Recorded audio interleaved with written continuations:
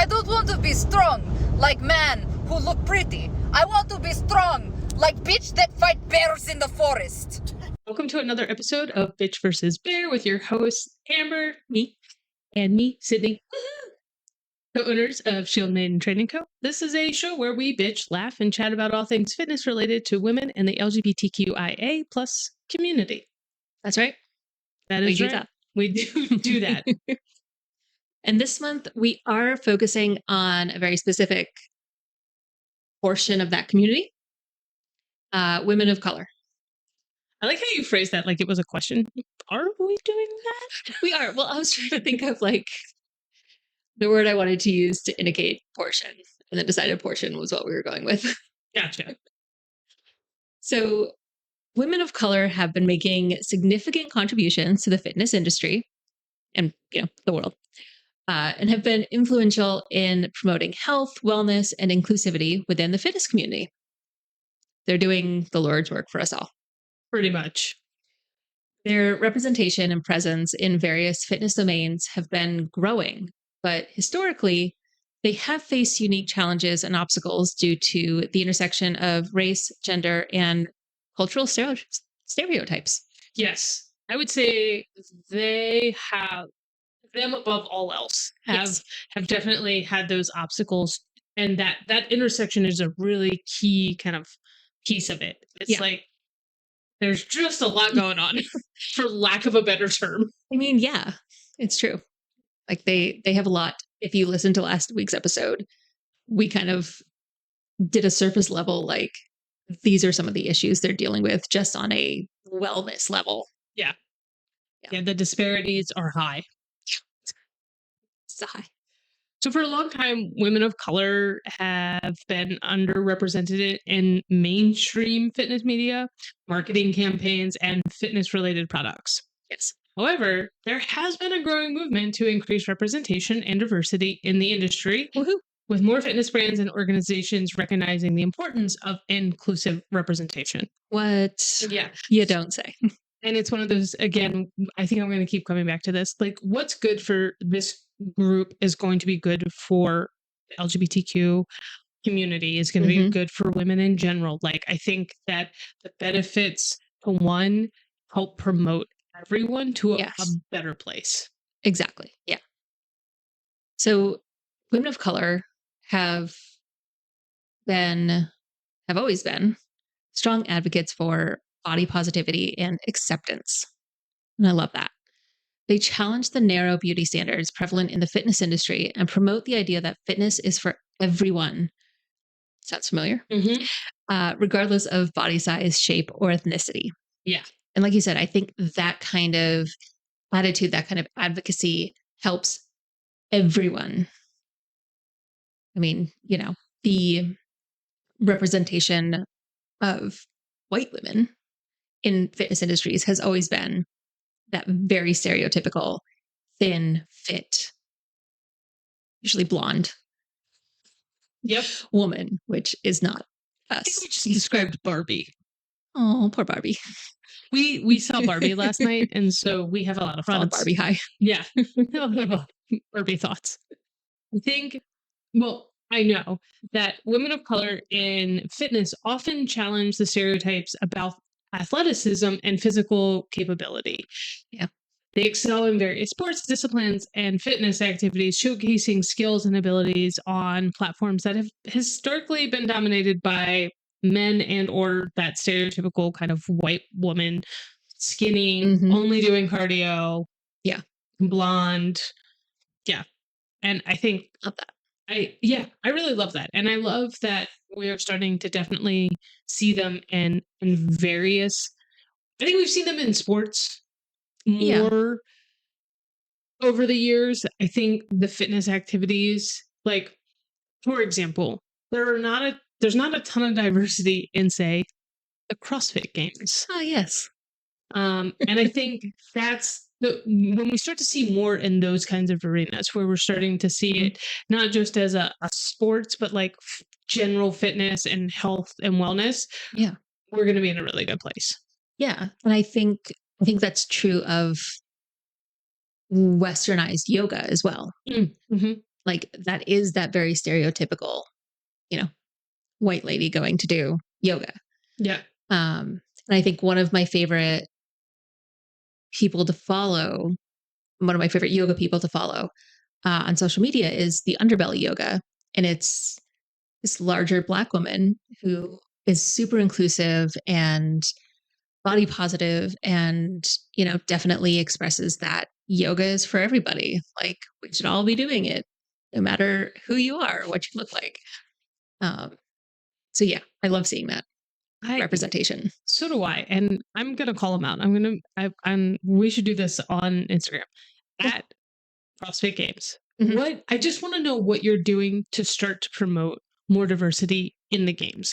Because Yes. we know that the games does not necessarily represent what your average kind of CrossFit gym looks like. There are a lot of different body types, in fact, in a CrossFit gym space. Mhm. There's a lot of ages, there's a lot of different colors, all of that. What are you doing to have that replicated and showcased on that kind of more national stage? The more visible. Yeah, the more Stage. visible stage.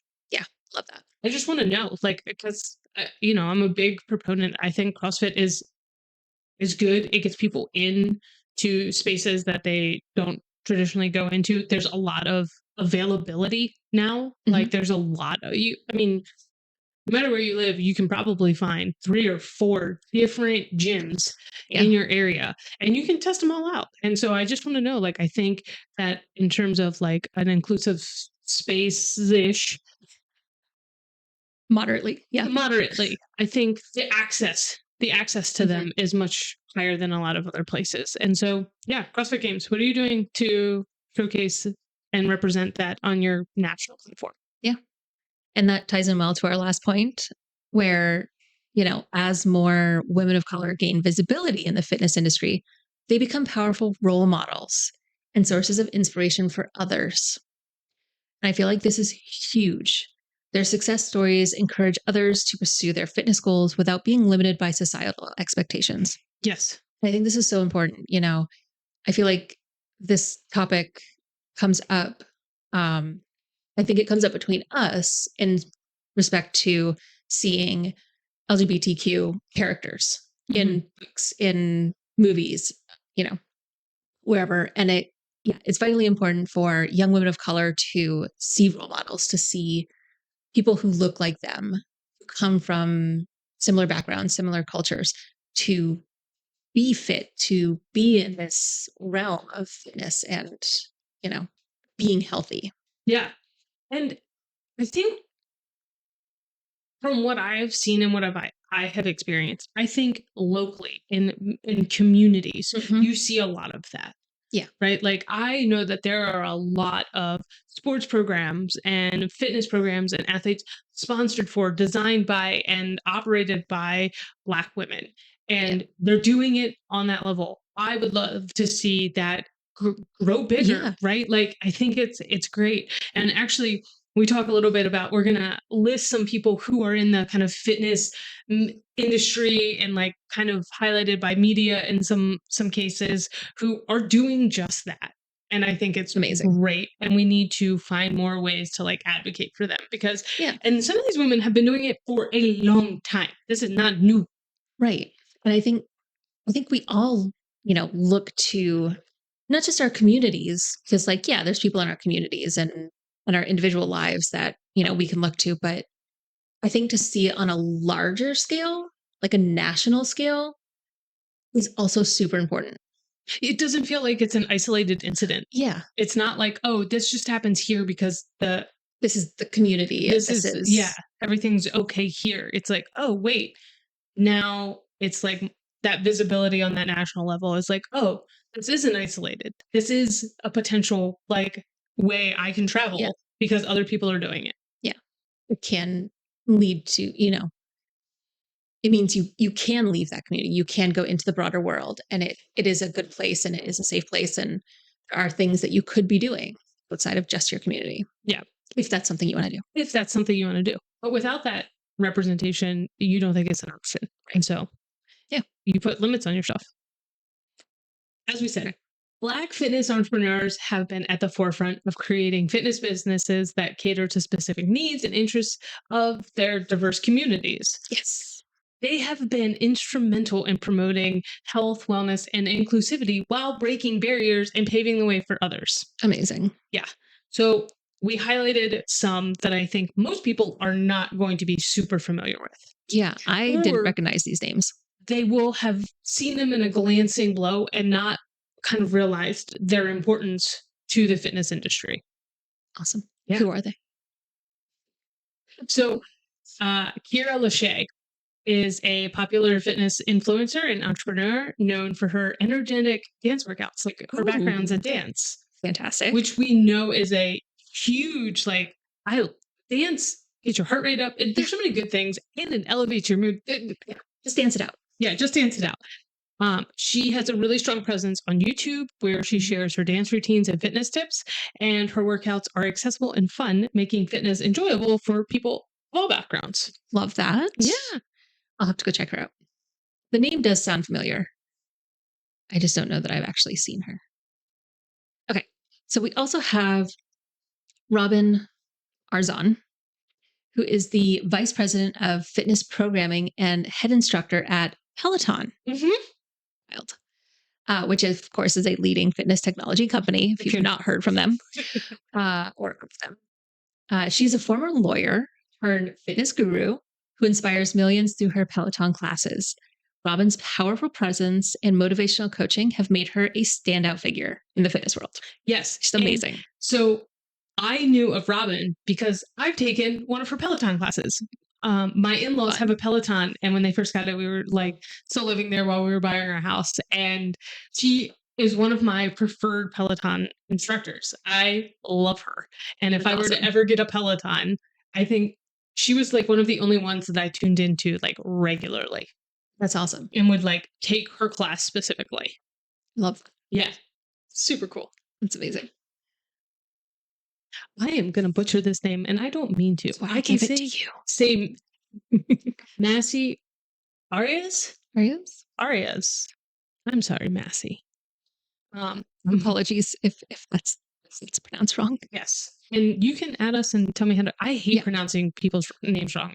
I'm so ashamed when I can't do it.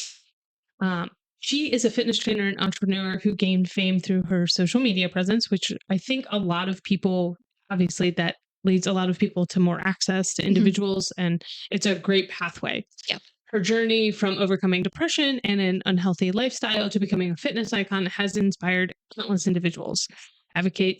She advocates for self-love, empowerment, and body positivity, and offers personalized training programs through her website. Amazing. Yeah. Sounds fantastic. Yeah. So she does like coaching style. And I just think, I like that her background is that she kind of really brought to the forefront that the things she was struggling with, because we all struggle with them. Yeah. They're not, it's not new. Yeah. Whatever you're struggling with, you're not the only one. You're not alone. Exactly. And I think sometimes in the fitness industry, we really are like, oh no, we just like love working out. And she really comes from the background of like, I don't know. I wasn't doing great. And I use this as a coping skill. Yeah. Yeah. Which, I mean, is healthier than other ones you could find. It is true. Okay. So the last woman that we have on this list today, by no means is this a comprehensive list. Exactly. But one of the few that we kind of just picked out is Donna Richardson. Donna is a fitness icon and entrepreneur who has been in the fitness industry for over 3 decades, which apparently is only since 93. Which is rude. Which is rude. She's an author and ESPN television sports commentator. Yep. For some reason, I didn't think that's how you pronounce that word. Commentator.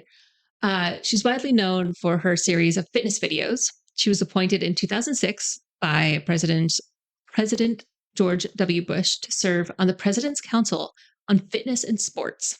Yep. That's amazing. Yeah. So cool. Yeah. So I love that. I think it's a good way for us to highlight some of those folks who are doing amazing work that maybe some people have probably seen and not really thought about. Or didn't know about, and now you can go check them out. Yeah, now you can go check them out. And it gives you another resource. Resources are good. Yeah. These are just a few examples of remarkable Black fitness entrepreneurs who have made like significant strides in the industry. They have not only created successful fitness businesses, but have also inspired and empowered individuals from all walks of life to prioritize their health and well-being. So important. Yeah, so important.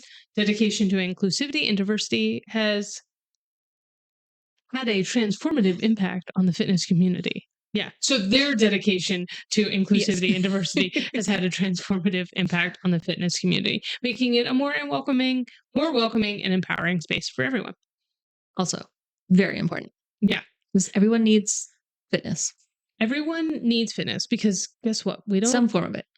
Yeah, we don't live in a world where we can just like get up and walk out our front door and do enough physical activity to keep ourselves happy and healthy anymore. We have to like actually plan time to do things. Yeah. Most of us are no longer working in areas or living lives that you're just active all day. Like, we used to. Yeah. As human beings. And I think I really like this episode because it talks so much about the things that we at Shield Maiden were like, this is what we want. Yeah. Like there's a great intersection and there were people doing really great work. And I just love pulling them out and being like, I want to highlight you. Yes. You're awesome. So, having more women of color enter the fitness industry and be visible and be tangible examples of what you can do and what you can be is so important. It is so important. And then getting them on more visible stages to really highlight that. Yeah.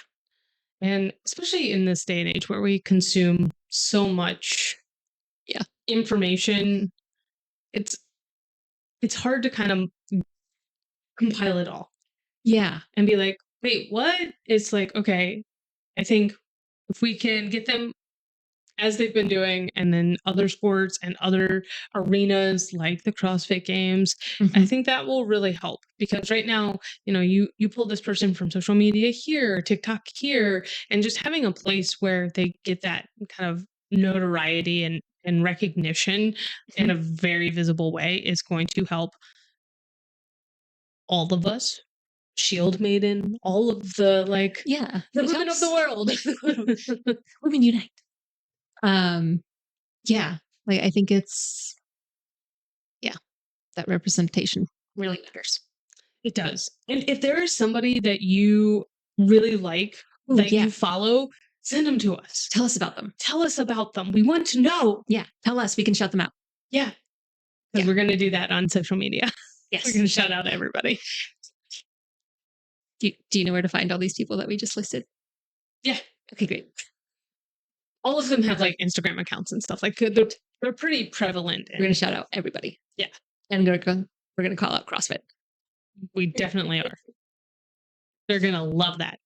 They won't care. No. We are small potatoes to them. If they respond to us, I will be very happy that they take the time. Speechless. But if they don't respond to us, I will not be shocked and appalled. I will be personally offended. As they get ready to head to the games, like within the next week. They're definitely going to be worried about us. Yeah, totally. All right. Well, that is a wrap for this week's episode.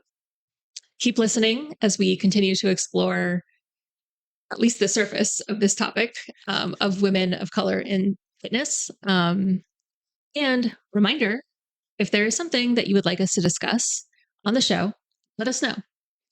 The whole month of October, we're going to pick a different listener submitted topic each week to explore and expand on. I'm very excited. I know you are. Send them in. Shield Maiden TC. On Instagram. Or if you happen to have our personal contacts, let us know. We're not going to give those on here. No. I was like, please don't make me. No. Oh, God, no. half of our listenership is our friends and family. Like, they can just text us. Yeah. Text us what you want us to explore.